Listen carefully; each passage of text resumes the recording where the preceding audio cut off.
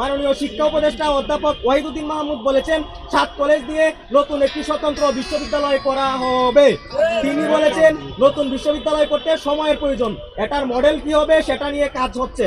মাননীয় শিক্ষা উপদেষ্টা শুরু থেকে আমাদের দাবির বিষয়ে ইতিবাচক ছিলেন। তিনি এর আগেও আমাদের দাবি বাস্তবায়নে বিভিন্ন সময় আশ্বস্ত করেছেন। আমাদের বিশ্বাস মাননীয় উপদেষ্টার আশ্বাস অনুযায়ী আমরা খুব শীঘ্রই নতুন বিশ্ববিদ্যালয় পাবো। 7 কলেজের শিক্ষার্থীরা দাবির অধীনে চরম ভোগান্তির মধ্যে ছিল। সবচেয়ে বড় সমস্যা দেখা দিয়েছে দাবির অধীনে আমাদের পরিচয় সংকটের বিষয়টি। আমরা সরকারকে আমাদের সমস্যার বিষয়টি বুঝাতে সক্ষম হয়েছি, তারা আমাদের কথা শুনেছেন, দাবির যৌক্তিকতা উপলব্ধি করতে পেরেছেন এবং সবশেষে চূড়ান্তভাবে 7 কলেজের সমন্বয়ে একটি বিশ্ববিদ্যালয়ের আশ্বাস দিয়েছেন। সেজন্য সরকার সহ সংশ্লিষ্ট সবার প্রতি কৃতজ্ঞতা প্রকাশ করছি। আমরা পড়াশোনা করতে চাই, আমরা আপনাদের আশ্বস্ত করছি নতুন বিশ্ববিদ্যালয় হবে বিশ্ব রুল মডেল। শিক্ষা মন্ত্রণালয়ের গঠিত কমিটিকে আগামী 15 দিনের মধ্যে বিশ্ববিদ্যালয়ের রূপরেখা প্রকাশ করতে হবে।